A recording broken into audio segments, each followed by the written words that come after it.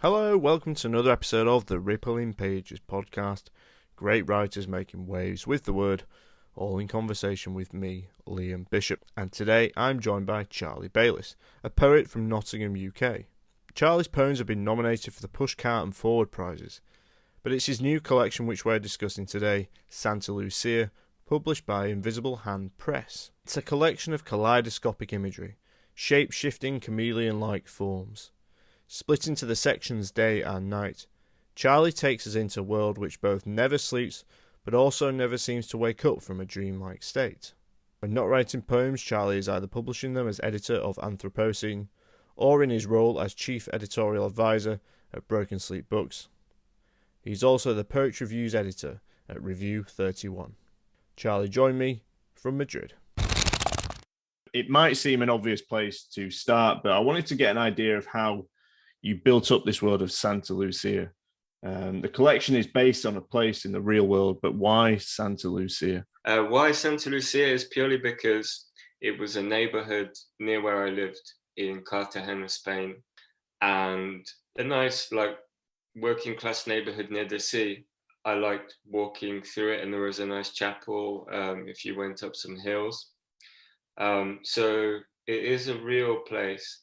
But then what I'd say is, in terms of the poems and the pamphlet, they aren't necessarily rooted in the real. The museum on the edge of Santa Lucía is a real museum, but there aren't killer whales, obviously, leaping up. John Ashbery isn't there. The Elvis impersonator isn't there. Nearly all of the things, apart from Julia, who is my girlfriend, is very much real in the museum.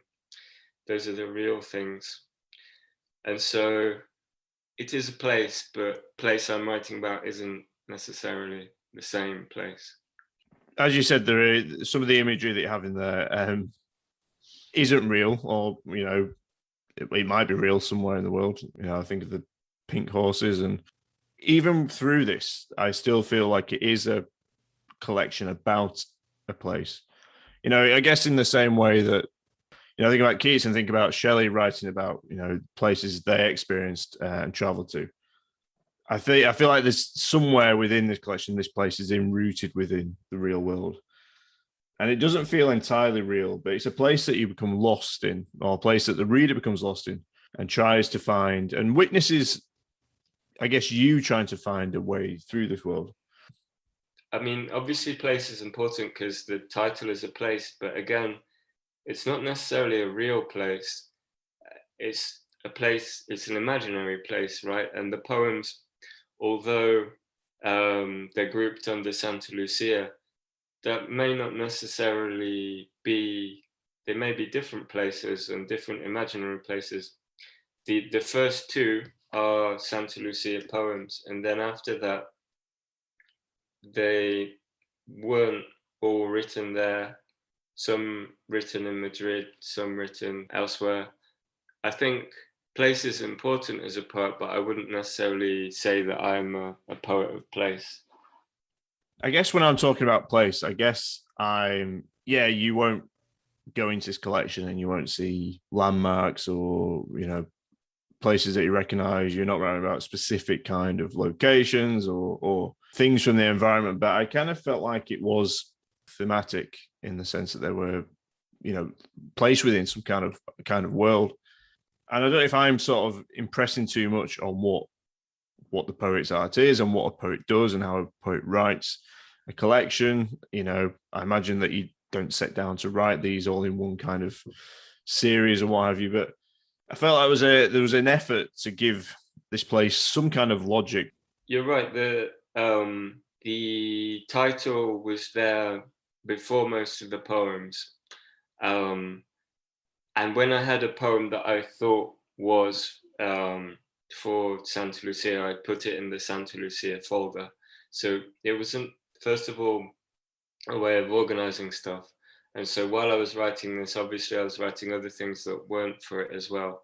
But if I felt things were kind of looking like Santa Lucía poems, if they worked together, I'd put them in there. And the poems that I felt were maybe lighter, Obviously, I put in the day section, and then the kind of darker stuff doesn't always work like that. Or the poems that were set at night, which the last three I think are all set at night. They would go in there. Place was a good organizational principle. We'll talk a bit more about the day and night in a moment. And I just wanted to ask, is this different from any of the other collections you've done or pamphlets? That process of, earmarking, I guess, for a particular. It is kind of different from the last pamphlet, and I've only done pamphlets. Swimming was me trying to be as experimental as I could, kind of wanting to be S.J. Fowler. It's funny, I was thinking about the day and the night theme for one of my second pamphlet, Hilda Doolittle's Carl Jung t-shirt. A bit of a mouthful to pronounce. It's a fantastic title. Yeah, that may have been the seed of the idea for day and night, because it opens with a poem called Morning Sun and it ends with a poem called Evening Sun. Well, let's talk then a bit more about this idea of using the day and the night. One of the things it did for me is, in that sense of a, real and not real. And, poets are obviously interested in rhythms and meter. Although your lines and although your poems don't necessarily always appear to have a kind of, a regular or strict meter, that you still gave this collection a rhythm, and it was a circadian rhythm, day and night. And if we think about structuring poetry, and particularly your work, which sometimes does vary to the more lyrical and sometimes doesn't, I just wondered if this came down to a choice about how you constructed the actual poems themselves. The thing that would come first would be the poem. Okay, so regardless of it being day or night, or it being possibly in Santa Lucia, the idea for a poem would come, and I'd work on that until I've seen it through, basically. And then after that, it's about assessing, well, where do I put this? Does this fit with this project? The way I'm always writing now, or not necessarily writing, but the way I'm editing now, is always with an idea of a 10 poem sequence in mind. So it could be the first side of a pamphlet, or it could be a segment of a larger collection. I'll have fun grouping poems together, and that for me is very much part of my editing process now, is thinking about what fits together and what doesn't. And so Santa Lucia, obviously, I was always thinking about what worked together and what didn't, and the kind of flow of the pamphlet. I briefly went to UEA and dropped out, but while I was there, Sophie Robinson said an interesting thing to me, which had never occurred to me before, which was about the pacing of a collection. So you can't just have 3 very long poems. You can't just hit the reader over the head with, 3 very long poems. They need a breathing space. So that's why you'll have a long poem and then a short poem. And I'd never thought about that. It seems very simple. But that was kind of revelatory for me. So pacing. Mm. And then you think about great albums that you like, and it's the same. You have to curate. Things have to work well together. You can't just, have some kind of greatest hits collection. There has to be a flow of ideas, and maybe weak poems are part of that as much as strong poems. It's all a big tapestry. There's a kind of feel to the poems. And I don't know if it comes up from that kind of romantic sense of, music and kind of having feel about this album, like it is something that you pick up and you'd have and I don't know if it's through the imagery or the kind of references to there's kind of a lot of references to 50s America. I don't think it's exclusive to this pamphlet. And the way that you repeat some of that imagery across poems. I wonder what your choices were within that. Did it come back to, the editing process? Did you notice that you had these repeating images, or were these inserted after to make this feel like a whole kind of, a tapestry, as you called it?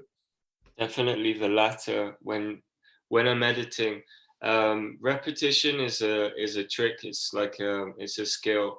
I think the human mind, it naturally enjoys repetition, um, and so for Santa Lucia and for other pamphlets, I always do try and, if I see something like you said, Grace Kelly's Eyes comes up in Madonna, and then in a poem in the second half of the pamphlet, I just put it back in. And that would have been when I was looking at the pamphlet as a whole and thinking, what little things can I do to make this better and more cohesive and more of a pamphlet? And it is picking up little things, and then you copy them and maybe you drop them into another poem. And it doesn't always work, but I think it's not very difficult to do, and it's an easy way maybe of improving or making something more cohesive. When poets and when writers repeat things, and sometimes it happens unconsciously, sometimes it is a case of just the writer process. We repeat phrases, we turn to phrases, but here you are consciously then taking an image and placing it elsewhere, as opposed to it's kind of unconscious. A great poem I read where I guess I learned to do that. Matthew Welton has a poem about wasps, and throughout the number poems, which is an amazing collection by Matthew Welton, he repeats lines, he plays with the images, they come back, they go away. The wasps, like, they fly towards the jam, they fly away, they fly to the window. And it's kind of hypnotic in a way. I think mostly I saw in Matthew Welton and I thought, wow, this really works, this repetition thing. And of course, Matthew Welton is from Nottingham, like me. So that's another thing in his favour in my book. Yeah, Charlie representing the Nottingham poets. But Matthew wrote, it was Squid Squad, wasn't it, as well? Yeah, Squid Squad. I love the title. Sounds like a Wellington boot kind of landing in a puddle. Squid Squad. It's the kind of thing that you can't really read and comprehend. It's not like a first-person narrative poem. Like, it's not a Simon Armitage or a Caroline Duffy first-person narrative poem. And I'm not besmirching. You can have very fine first-person narrative poems, but that kind of mathematical poem does something to your brain that you can't initially comprehend. And you can see it in maybe some Sam Riviere poems as well. There's just like tricks with language. Well, for me, it's what you said. You said it's hypnotic. I guess all poetry on some level is meant to be read aloud, but is the return of the phrases, the return of the imagery, and the fact as well is that some of this imagery is very, very. I hope listeners just go out and, if they haven't done so already, just read some of these, because the images and the colours that you use, the kind of kaleidoscopic imagery. That would be more important for my craft than the repetition. And yeah, please do buy my pamphlet, because I don't earn very much money. But no, you're absolutely right. I put a lot of effort into the imagery. And it is important to me, and that effort is not necessarily mental effort. It's kind of a strange kind of effort where I can't do this anymore because I'm diabetic, but you might eat a lot of Mars bars for a kind of heightened sugary feeling, or I wouldn't prescribe taking drugs, but maybe you could take drugs to get into an altered state. And yeah, various states of mind. I'm naturally quite crazy as a person, so luckily I don't have to do too much to trigger some kind of heightened state. But imagery is important, and more than repetition. as a reader, and I guess, and as a critic, it's too easy to kind of go, these poems are about, it's dreamlike imagery. So you could apply that to any kind of poem. I think there's a lot of poems that do sort of conjure a sense of dreamlike states, even though there is actually a poem where you seem to explicitly talking about the process of falling asleep and having a dream, or you're asleep and you have your mouth open and these images are kind of coming. This kind of sense of an altered state, why was some of it around sort of, it felt like 50s America, or this kind of Americana imagery. And that's something you have used before. In Hilda Doolittle is wearing Carl Jung's t-shirt, for instance. I was thinking about that. And I do like Golden Age Hollywood. I don't know when. Maybe for some people, Golden Age Hollywood is the 30s or 40s. But I do like that kind of era. I do like Grace Kelly, Marilyn Monroe. Those kind of iconic stars. And again, it's not necessarily the place or the era, but it's kind of what that era evokes. So rather than it being Grace Kelly's eye, it's more for me the feeling of what Grace Kelly's eye in a poem evokes. Would it be fair to say then that Santa Lucia, it seems like an environment for all of these things or instances, or not even, it feels like a place of composite parts of particularly significant, cultural references, things from, I don't know, from your life, or you've got the talking about the song, the hook on the song, the feeling of Grace Kelly's eyes, the Elvis impersonator, these very particularly pertinent things that evokes a set of feelings. Or what maybe I try to do is try to use, like, not when you're making a cake, you have to use a certain number of ingredients, right? Maybe what I'm trying to do is just throw all of the ingredients in and see like what happens. And like that sounds like quite a bad idea to me when I say it out loud, but it's kind of, I'm interested in lots of things, modern art. I'm interested in music. I like dance. I mean, I'm probably no more interesting than most people, but I'm very interested in the world. And the world is a very big place. And so I do try and put quite a lot into the poems, but I do like to wear influences on my sleeve. I mean, you referenced John Ashbery. Some of the kind of phraseology feels sort of very Ashbery. I got a sense of Frank O'Hara. Is there any others? All of the references that are important to me are more or less there. Like Sean Bonney is there in name. Sophie Robinson is quoted from, as you say, Ashbery's in that poem. I have other poems which have O'Hara in, which one person got annoyed about in a review because apparently there are too many poems to mention him. Yeah, I think it's all kind of there. Is there anyone else? I don't think I've put Selima Hill. I really love Selima Hill. I really love Luke Kennard. So yeah, those are two I love. And Chelsey Minnis, I don't think I mentioned in the pamphlet. The Museum on the Edge of Santa Lucia, for Julia. The Elvis impersonator, wearing a t-shirt which says, "I heart my wife," watching his watch, reading A Brief History of Time. John Ashbery writes in Clouds of Entropy of polar bears with the bluest eyes, playing in the blue snow of Neptune, of beached seals hypnotized by global warming. The police lend me novels which drive me mad. The police lend me novels about romance. Hush. My novels are classified. My novel begins. Julia is beautiful.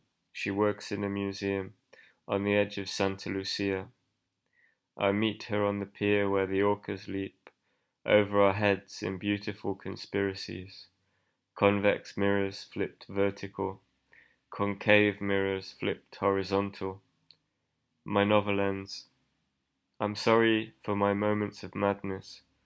I am sorry for the hurt I caused the moon. We must love ourselves in the dark moments when we need love the most. The police litter the pier with fashionable novels. The police are tiresome. The police arrest the Elvis impersonator for his extravagant belt of blue. John Ashbery writes of the coastline swinging from his necklace, of a million butterflies launched into pink and white clouds, before they were pink and white clouds. It's a set of poems that are about poetry. And I mean that in the sense that it's not a kind of self-referential. And you talk about, these are first-person narrative poems. And in a way, they are a kind of reflexive, look at what might be, as I guess, as you say, your influences. But there are poems about poetry, and without being a kind of, meta kind of commentary on poetry and the craft of being a poet. And it feels like you are kind of reflecting, I feel like within it, we sort of see Charlie Baylis, the poet, and we also see Charlie Baylis, the person that's not the poet.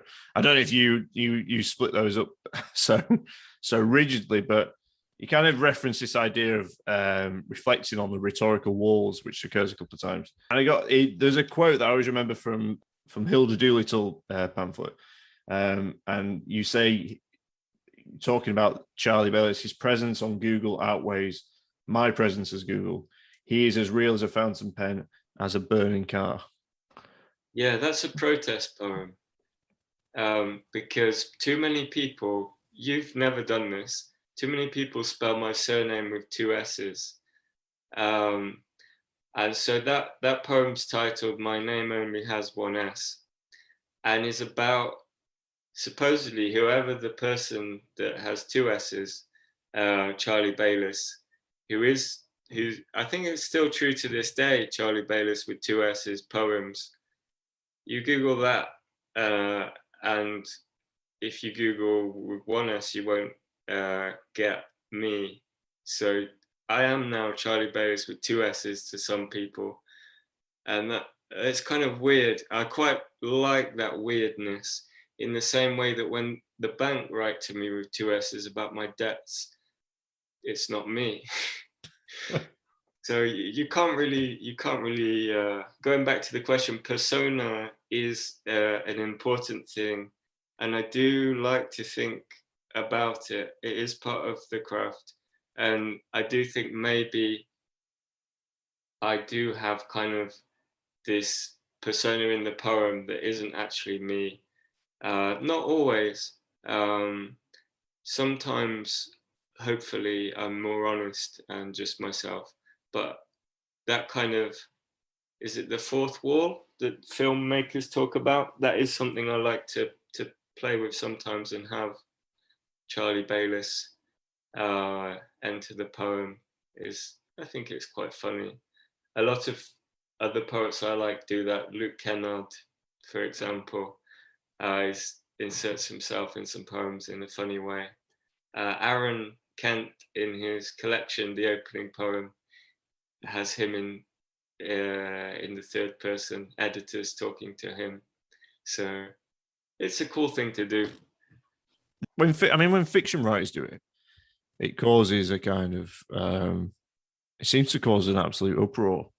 I don't know, maybe there's more room for it in for a poet. I felt like it seemed to center around this idea of presence, and about this idea of both being there and not. You reference Camus in a poem called The Stranger, and obviously refers to his novel as well. And that's a novel about someone who doesn't really register with emotions or the situation and the context which he's in. And then in Come As You Are, I'm particularly struck by this sense of you having to trying to grapple with the application of poetry while also writing about a particularly emotional moment, which centers around poet and editor of Broken Sleep books, Aaron Kent. Yeah, your poems are very kind of, there's a kind of joy to them, there's a frivolity, there's a play to them. But I wonder if this was a sense of a more of a deeper set of emotions coming through. Yeah, I certainly hope so. I think I've always been quite a frivolous poet. Particularly, you mentioned Hilda Doolittle pamphlet is very frivolous, and I think that's something I lack and have maybe tried to address in Santa Lucia. By, I think it comes with age as well. You tend to think about things a bit more. And Albert Camus, as a teenager, I did my French A-level coursework. I really liked Albert Camus. And the existentialism, that dislocation of kind of society has a kind of, you're expected to react a certain way to big moments. It could be like your mother dying in The Stranger, his mother dies and he doesn't know how he feels. And maybe society, people would think, oh, this guy's an asshole, he should be really sad about his mother dying. But like, what if you don't feel the same way that other people feel? Where does that leave you? I imagine it would leave you in quite a confused place. And then Come As You Are, the poem for Aaron, was one where I was kind of very worried writing it. And because it was still touch and go. I mean, for people who don't know, Aaron Kent had a brain hemorrhage and was in hospital. And so this was started writing maybe 2 or 3 days after this news, and him still being in an unstable state.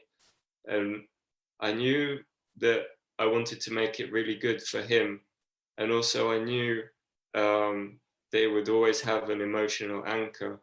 So it was maybe free in terms of the imagery to go over the top. Because there's the genuine friendship and feeling there. So maybe I had more of a license to go into the wild imagery that I love so much. Yeah, why do you call it over the top? What's over the top about it? I just think it's what other people have said, or it's maybe my own kind of self-editing sometimes. And I mean, what you read in Santa Lucia has been edited. Maybe it was over the top. Like you can be hit over the head over and over and over and over again. Another favorite poet of mine that I haven't mentioned here, Lindsay Bird, has amazing imagery throughout. And she can like hit you over the head again and again and again. But I don't know if I really have that skill. So I do have to tone it down sometimes. And again, I think if you do just do the imagery too much, the emotional core of the poem, the thing that I'm working on or trying to get into the poems a bit more, in a bit more depth, I think that can go missing if you just go for imagery. Obviously, something with a stronger, more emotional core to it. Are you kind of pulling further away from it then when you are writing in a sense? Do you feel like you are pulling away from that in the way that you sort of write about it? Or, I mean, how, I guess does the poetry give you access to those feelings, or is it the other way around? We think we're talking about The Stranger and, getting access to those emotions.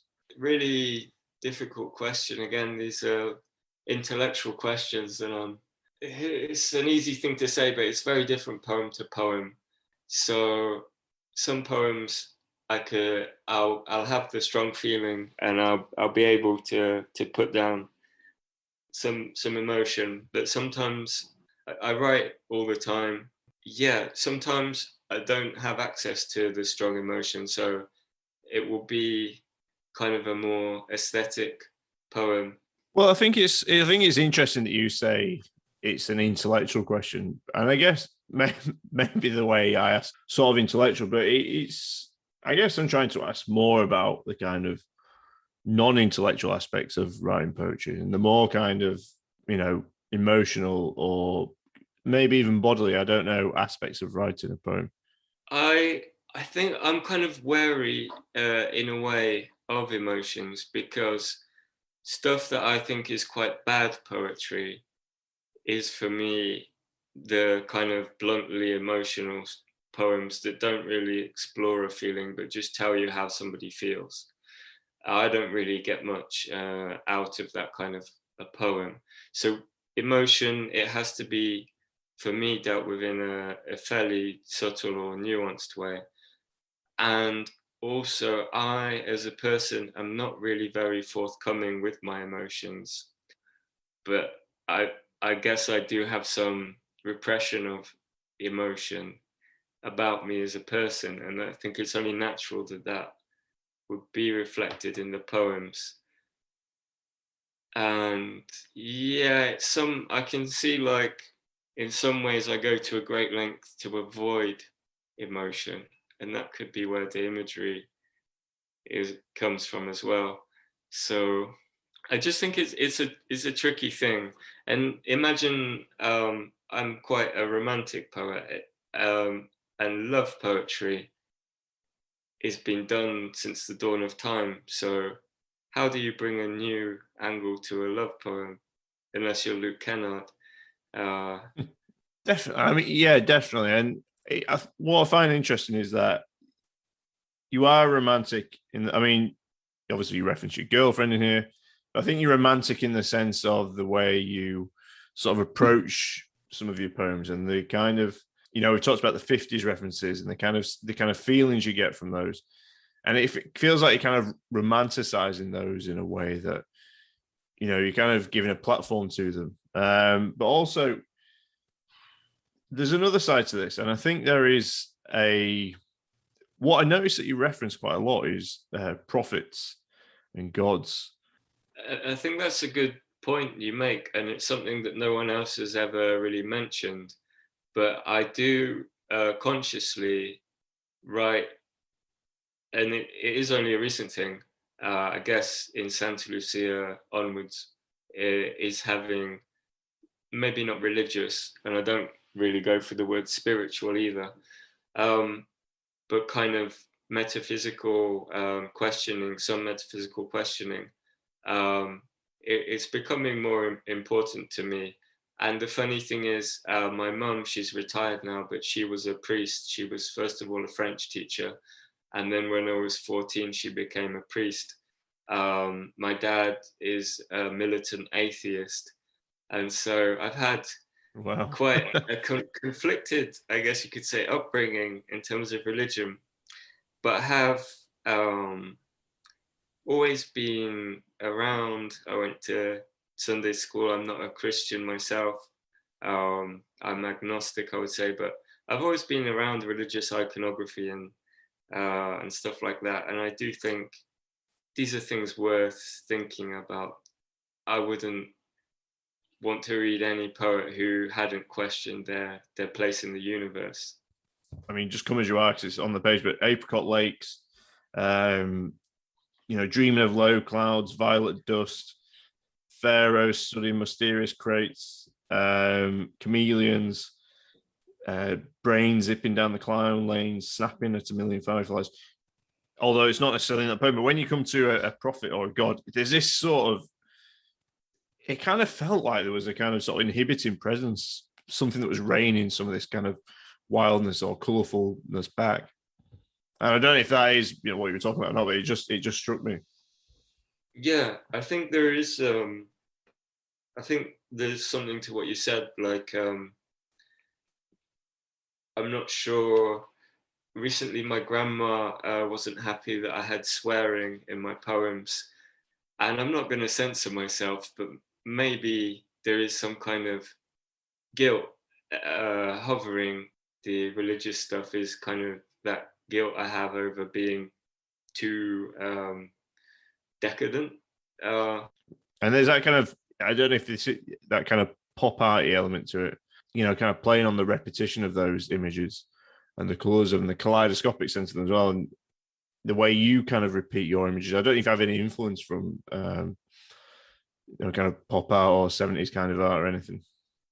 There probably is. I am a big fan of modern art. I'm not an expert, but I do go to exhibitions and I do love galleries. Art galleries are great places for poems to be born. And yeah, modern art I find so revitalizing, the creative ideas that come out of nowhere. And I hate the trope that people say, oh, I could have done that thing. And it's often things that people could never have done. How many people could saw a shark in half and put it into a case of formaldehyde, or do the same to a cow? Not many people. So the image that came to mind was, Warhol and the famous images of obviously Marilyn Monroe, and just the kind of colour of them as well. In Europe, your poetry is very colourful, and it plays on these kind of, I guess, iconography to an extent. I kind of felt like, as I went, I went back to your early stuff as well. And I don't like to apply this word to, because who am I to say what is and wasn't, but just as a kind of, it feels like there is felt like you were sort of accessing some kind of deeper emotions and putting that on the page, which didn't say you wouldn't do that before. The kind of maturity to it. It's definitely something I was trying to do. At the same time, I'm a little bit conscious of not wanting to lose kind of the sense of fun and the frivolity of stuff like Hilda Doolittle's Carl Jung t-shirt. And yeah, it's a hard balancing act. And as well, I guess I have to think about a potential reader and what does the reader want? Maybe a bit of both. But you're right. I was definitely trying to think a bit deeper for Santa Lucía, and I'm glad that you noticed that.